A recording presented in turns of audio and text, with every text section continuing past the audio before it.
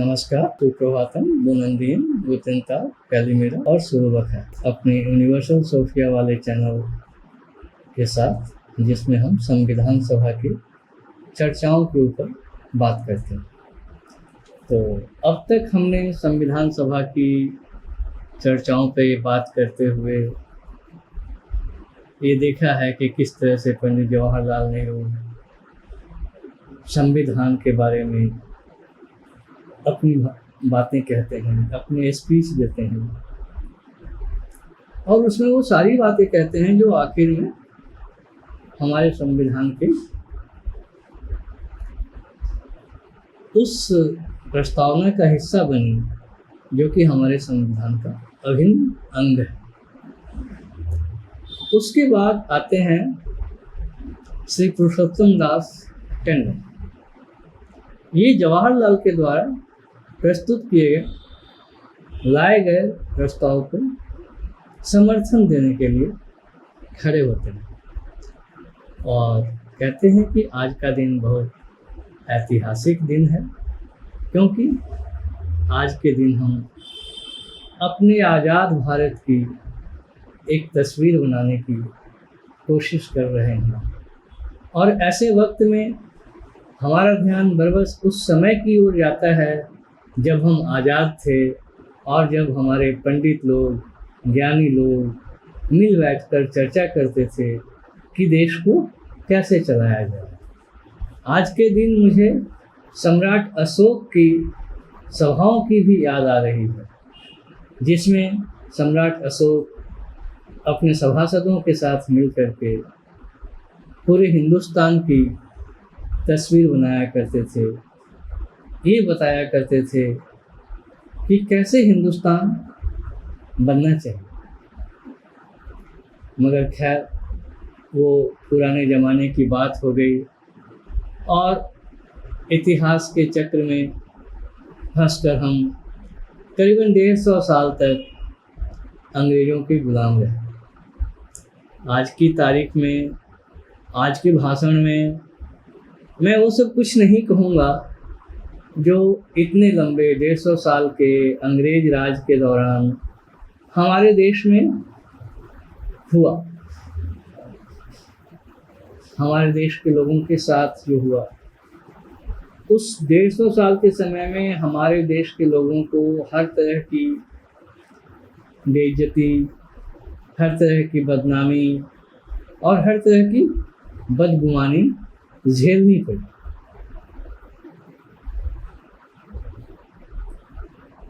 इतना कहने के बाद वो कहते हैं कि हम उस चोट को भी और उस परेशानी को भी याद नहीं करना चाहते हैं जो अंग्रेजी राज के दौरान हमें हुई थी।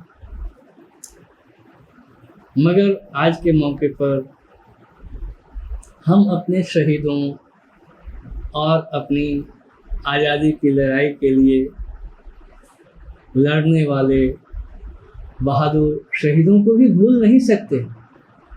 उन्हें भी हमें याद करना होगा, क्योंकि अंग्रेज़ों के राज की वजह से न सिर्फ हमारी जनता की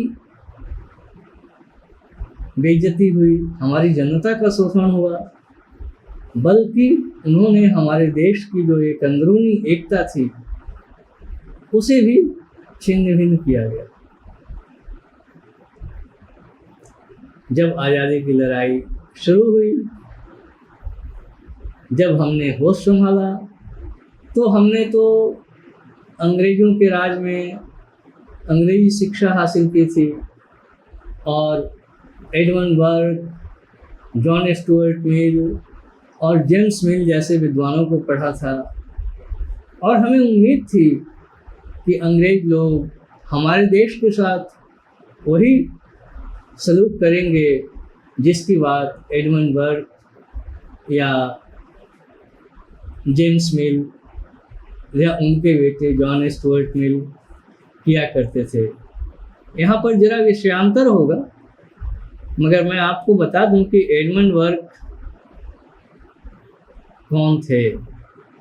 एडमंड बर्ग दरअसल एक बहुत बड़े अंग्रेज विचारक थे और पॉलिटिशियन भी थे,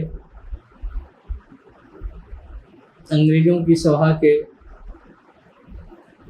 ब्रिटेन में सदस्य भी थे।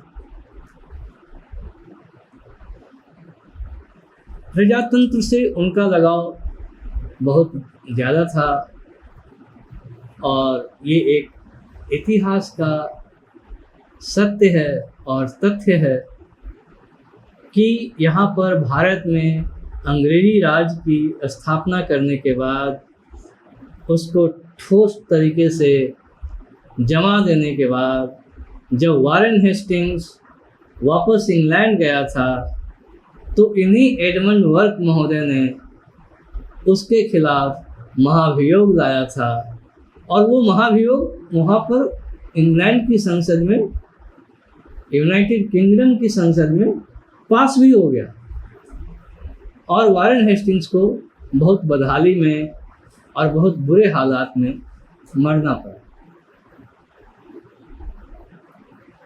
कंगाली की हालत में पहुंच गया। वो लंदन की सड़कों पे फटेहाल घूमता था वो महाभियोग के बाद साबित होने के बाद, महाभियोग के साबित होने के बाद। तो पुरुषोत्तम दास टंडन कह रहे हैं कि हम तो यही समझते थे कि आप एडमंड बर्क और जेम्स मिल के रास्ते पे चलेंगे। जेम्स मिल भी एक बहुत अच्छे फिलोसोफर थे। उनका दिया हुआ एक नारा जैसा वाक्य है, the greatest good of greatest number. ये उनके सिद्धांत का सार था, मूल तत्व था, बुनियादी बात थी कि सबसे ज़्यादा लोगों का सबसे ज़्यादा भला करने वाला काम ही सही काम है। आप गौर कर सकते हैं कि वो सबसे ज़्यादा बात कर रहे हैं, सबसे ज़्यादा लोगों की बात कर रहे हैं, सभी लोगों की बात नहीं कर रहे, मगर फिर भी उस जमाने में उनकी ये जो यूटिलिटेरियन फिलॉसफी थी, उपयोगितावादी, कि हम कुछ भी करें वो ऐसा होना चाहिए कि हमारे इस सिद्धांत के लिए वो उपयोगी हो। कौन सा सिद्धांत? वही greatest good of greatest number. तो ये जेम्स मिल थे और इनके सुपुत्र जॉन स्टुअर्ट मिल, वो इनसे भी आगे गए। उन्होंने लिबर्टी की एक नई परिभाषा दी, आज़ादी की एक नई परिभाषा दी। तो ये सब बताने के बाद पुरुषोत्तम दास टंडन आगे बढ़ते हैं और कहते हैं, ये दुख की बात है कि जब हमारे यहाँ आज़ादी की लड़ाई छिड़ी और हमने आज़ाद होना चाहा तो अंग्रेज़ों ने हमारे साथ वैसा सलूक नहीं किया जैसा एडमंड बर्क और जेम्स मिल और जॉन स्टुअर्ट मिल चाहते थे। अंग्रेज़ों ने हमारे साथ बहुत बुरा सलूक किया और इसी सिलसिले में वो 1905 में बंगाल में हुए आंदोलन का हवाला देते हैं। 1905 में असल में हुआ ये था कि अंग्रेज़ों ने बंगाल का विभाजन कर दिया था। इसके पहले बंगाल जो है एक था, मगर उन्होंने बंगाल को पूर्वी बंगाल और पश्चिमी बंगाल में बांट दिया।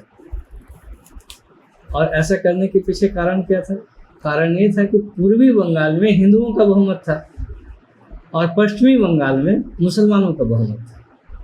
तो साफ जाहिर है कि ऐसा करके अंग्रेज सरकार इस देश में हिंदुओं और मुसलमानों को अलग अलग कर देना चाहती थी।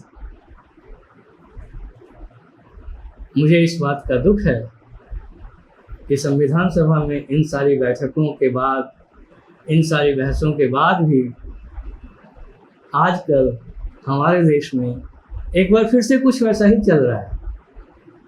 हिंदुओं को मुसलमानों से, मुसलमानों को हिंदुओं से अलग करने की कोशिशें चल रही हैं। तो मेरे ख्याल से आप सबको इन चीज़ों के प्रति सावधान रहना चाहिए।